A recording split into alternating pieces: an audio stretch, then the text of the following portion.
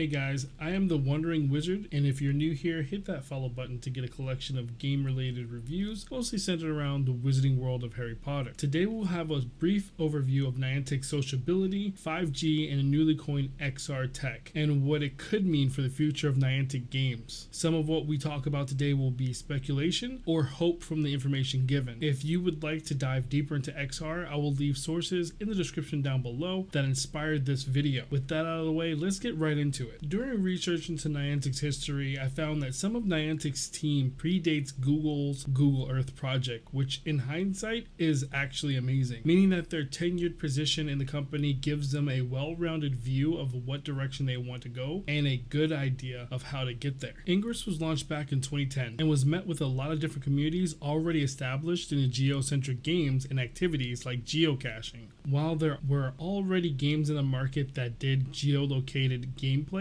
on Android at the time, it was clunky and not well put together. Ingress brought a much more elegant solution to the market. I myself was one of the early adopters and enjoyed my time running around downtown Norfolk, Virginia, attacking portals and linking portals. To this day in downtown Norfolk, you can still see a location founded by my old name, ModTV1337, right in front of the pagoda I used to hang out all the time. One of the many things the company did to promote a proud and loyal community. 2015 was the pivotal point in Niantic's growth and has launched the company towards bigger and grandioser. No, wait, is that a real word? Projects in R&D with the launch and partnership with Nintendo, which is in my opinion one of Niantic's most important partnerships. We saw the launch of Pokemon Go to the platform. Written on their site, by 2017, Pokemon Go had downloaded over 650 million times and trainers have collectively walked over 15.8 billion kilometers. That was back in 2017. With it, a flood of brand publicity, popularity, and income from the millions of players now overloaded the servers. This is the point where we all looked at Niantic to see if they would falter or rise to the occasion. We saw new tech developed by the company to handle the new flood of information and data storing needed to run a global geolocation game. In a way, this is where the company got its footing, or another way I would put it, this is where Niantic was tempered into a shiny steel version of itself we see today. Although we saw epic failure from large gatherings within the Pokemon Go community like the Safari Fest,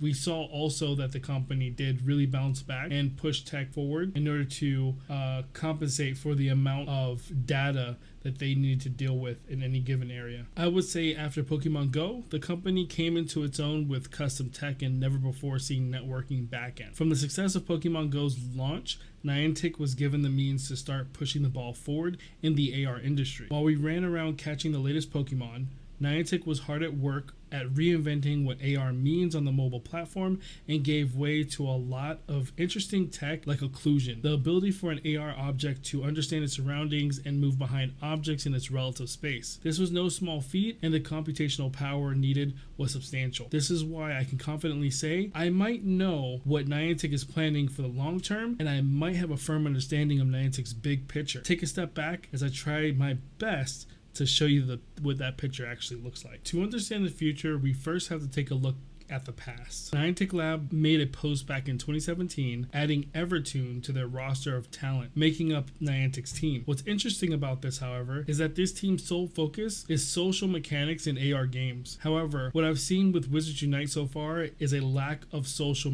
mechanisms in place, which makes it harder for us to gather or interact with one another in the game. My hopes is that this team is still pushing that bar forward and could still yet see in-game guild systems, chat, and other social features that will help in the future set up raid parties and local events around the game. I feel the reason why we see Ingress still this day doing so well community-wise is the inclusion of social features like in-game chat and interactive map, which helps the community as a whole come together. I am still unaware if Niantic has any say in what features are used in the games like Pokemon Go or Wizards Unite, and are they simply just a platform? Here is the post made back in 2017. It reads, Ninian and her team have been exploring innovative ways to add social mechanics to digital products. As our products and platform evolve, they will help build social systems that will benefit our entire community. 2017. Let's hope that mission continues to be reiterated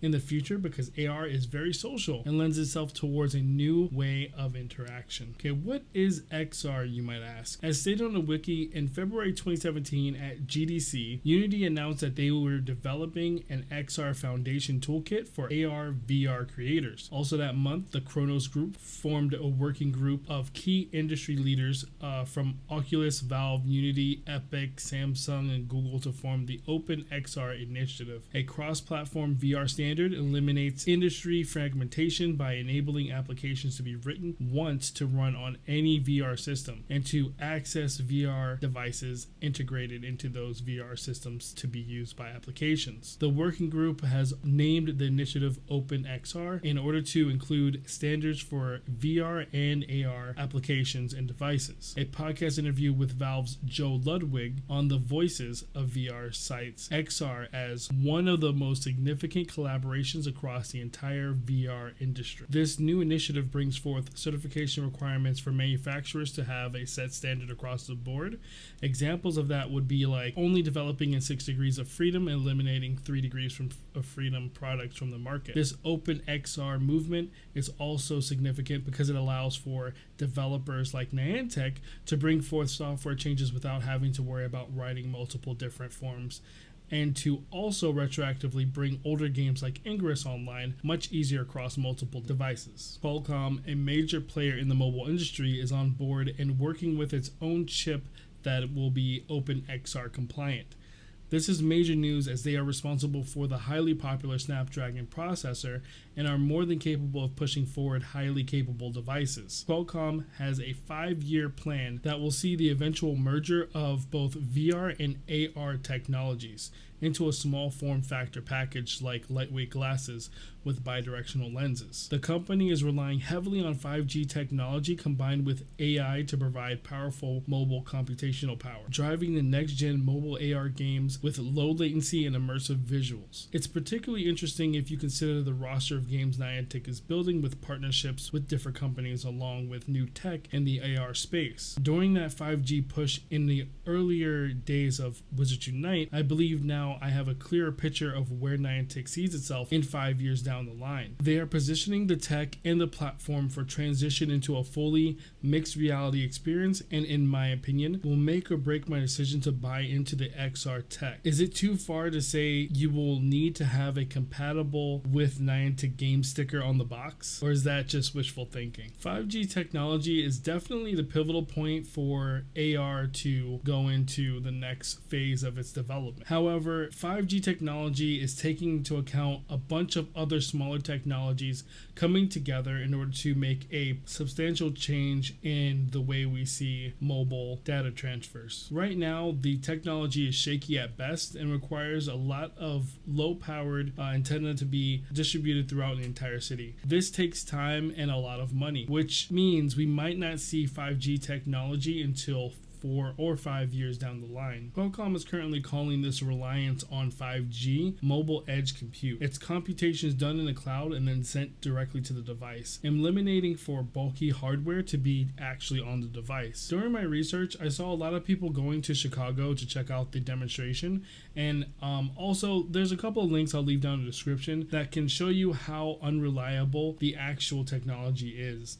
Once out of the line sight, your speeds will jump down to almost less than half, and as well you'll probably even lose the 5G connection and jump back over to 4G instead. So there's a lot more to research. There's a lot more tech that needs to be put forth before we can see 5G as not only deployed in a city but also a reliable source of internet. But that's not stopping Qualcomm at all. They've already announced their Snapdragon XR2 5G platform, and it's going to be the world's first platform to unite 5G and AI. What they're touting with this chip is the ability to transform the world around you into an in-game play space in almost real time. All this to say that I really don't think that it's a coincidence that we see John Hank promoting 5G networks.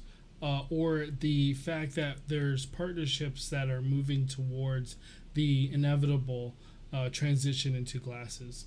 We still don't know what Apple has in store for us as far as their version of the Apple glasses, but we can confirm that there has been a patent put in place and that they are currently working on this platform. We could possibly be seeing the next major transformation in our mobile life. Like the flip phones to the iPhone, we could be seeing the iPhone into smart glasses tethered to our phones. As we continue to get more and more awesome announcements and partnerships, like the one we recently got from Punch Drunk UK, I can only wonder what the future might hold as far as Niantic games and the ability for us to actually be more immersed into the games than we are currently. Alright guys, that is it for me today. Like I said, I am only scratching the surface of what this actually means, and there's actually, if you look even on John Hang's post, they've already brought in back in March 31st. I'm not even sure what year that is. Maybe this year? February, March, April. Yeah, March 31st. They brought 6D.ai into the fold, and they were hugely responsible for mapping, specifically mapping with your device for AR technology. So what Niantic has up their sleeve is something pretty incredible, and I won't be surprised if we end up seeing Apple glasses that come with the same LiDAR technology that is on their new iPad Pro.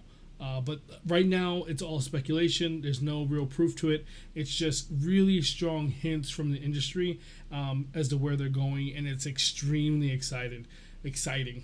So if you're excited just as much as I am about this, and if you dive down the rabbit hole as much as I have and have come to a more clear conclusion than I have, definitely comment down below what you guys think about this. This was incredible. I could have kept going for miles and miles and miles, but I have to stop it here only because this video will be way too long. I look forward to diving into this topic later on in the future as we move forward with Niantic games. We just got an announcement that Catan is coming, and the open beta the beta sign up sheet is already live. So yeah, check that out. I'll see if I can find a link for that and link that down below as well. But that's been it. You guys have a good one. I'll see you guys in the next video. Wizard out.